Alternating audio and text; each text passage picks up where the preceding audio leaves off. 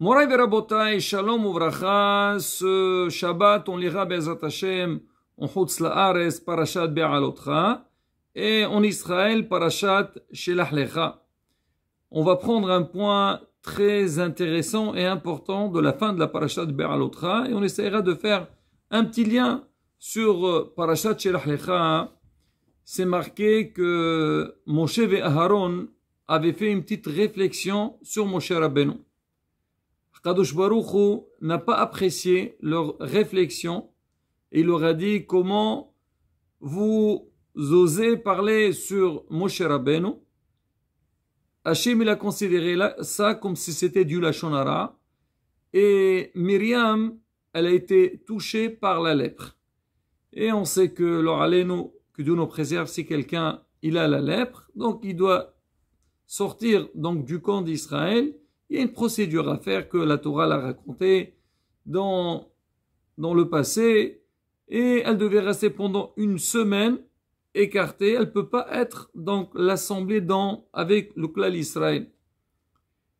Et Ben Israël, on sait très bien qu'ils étaient dans le désert, ils avançaient. Alors vu que Myriam ne peut pas avancer, la Torah elle dit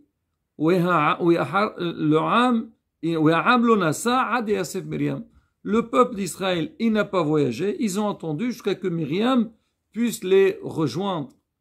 Rashi sur place, il dit, regardez, comment Akadosh Baruch Hu, Meshalem, comment Akadosh Baruch Hu, il paye à chacun par rapport, si tu fais une bonne action, Hachem il te donne. Akadosh Baruch Hu, lo mekapeach schar kol beria.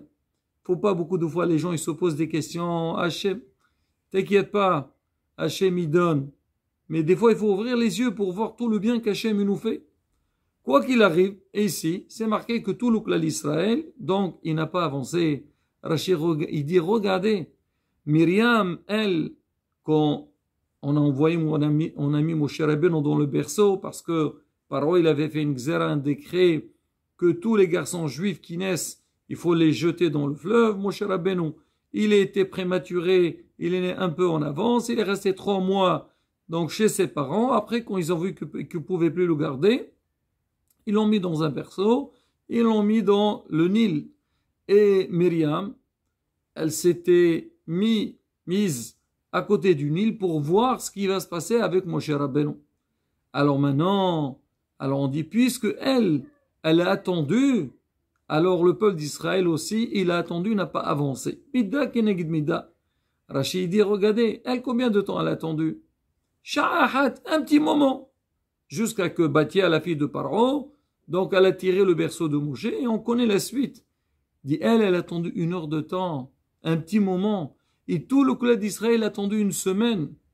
Mais c'est pas la bataille, 1 semaine, mais il faut savoir, il y avait 600 000 personnes, en dehors des personnes moins que 20 ans, en dehors des personnes âgées plus que 60 ans, en dehors des femmes, c'était quelques millions de personnes, tous ils ont attendu, Myriam, elle a attendu 1 heure de temps, et ils ont fait le calcul à Rabotai, donc le nombre de personnes fois 7 jours fois 24, ça fait des centaines, des milliers d'heures que le Ham Israël a attendu. Pour dire que comment Kadosh Baruch Hu, il paye. Quand un homme il fait une bonne action, comment Kadosh Baruch Hu il le donne. Hachem il donne pas tu as fait comme ça, non, il te donne kahen avec kahen. Ça, c'est le pirouche que Rachid a donné. Moreno Harav, Rabbi Moshe Horev, Zecher Sadeh, Kadosh le Bracha, il a dit en fait, c'est vrai, il va pas nier, c'est la Gemara qui le dit. Rachid sur place, il nous l'explique.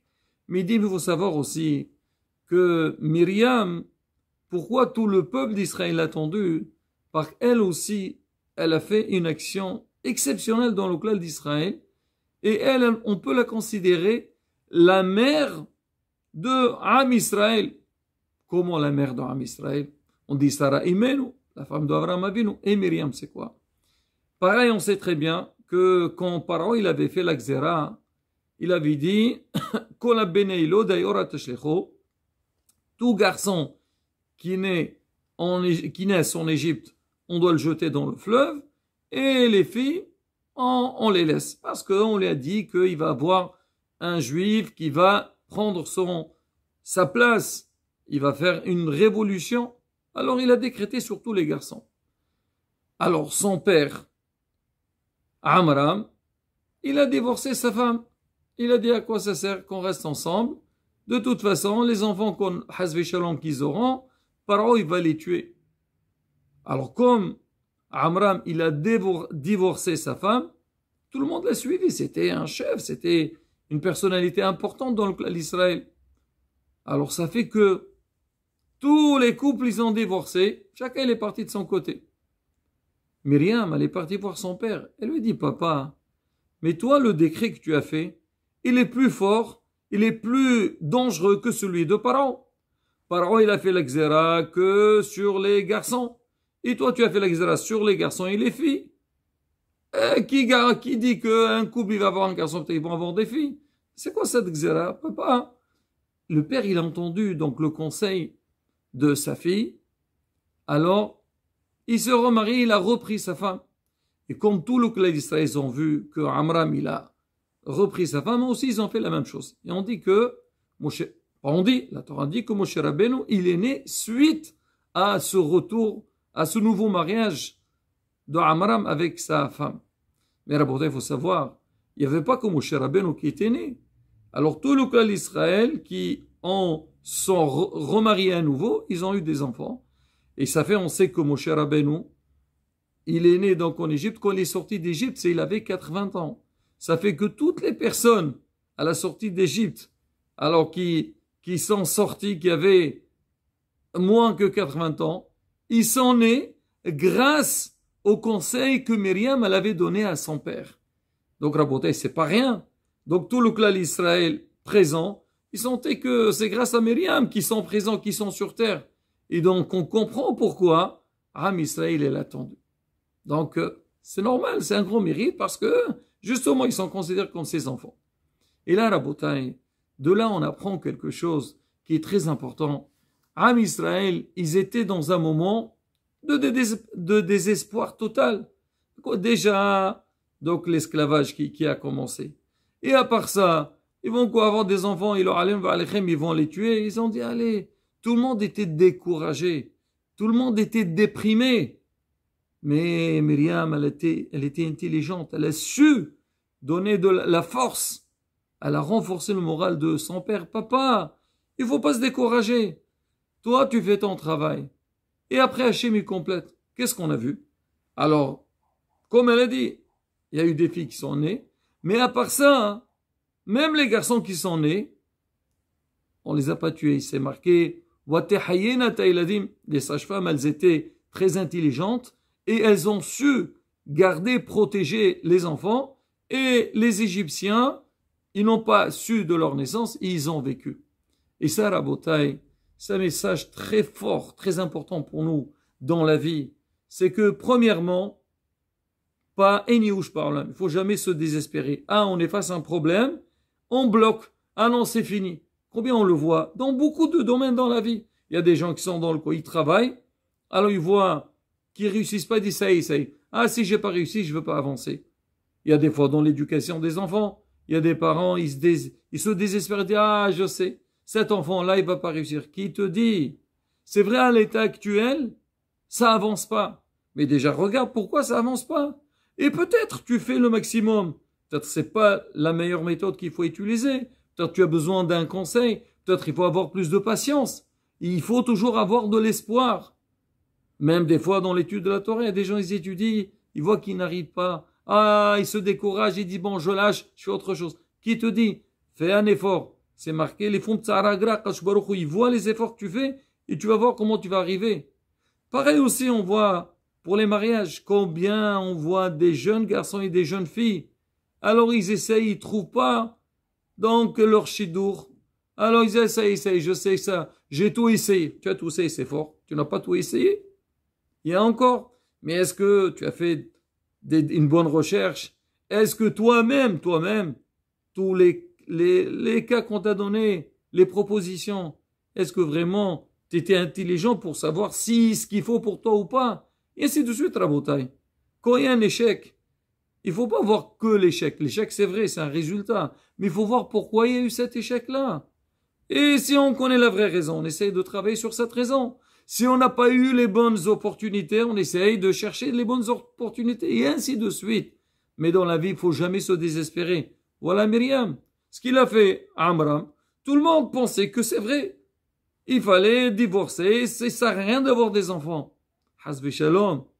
Si tout le monde aurait lâché, il n'y a pas eu d'Am Israël. Et là, grâce à ça, on voit comment l'Am Israël, il a, Baruch Hashem, il a fructifié, et ils sont sortis d'Égypte, et ils ont été choisis, le peuple élu. Ça, Rabotai, c'est, comme on dit, ça c'est un message très très fort pour nous dans tous les domaines de la vie. Et bien, on peut raconter une petite histoire. Le Haram, il rapporte, il dit, il y avait une fois qu'il y avait un Rav, il est venu, il était invité à un Shabbat dans une communauté.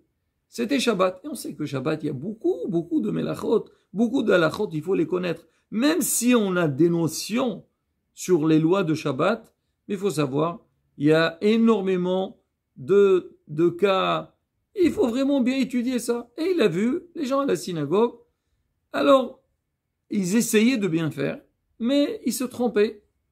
Alors, comme un rabbi vient, on l'a invité pour dire un mot, il leur a dit, écoutez, Rabotai, je vois que pour tel et tel halakha, que je vois que les gens, ils font pas vraiment comme il faut, et voilà, je vais vous montrer comment procéder pour éviter telle et telle interdiction.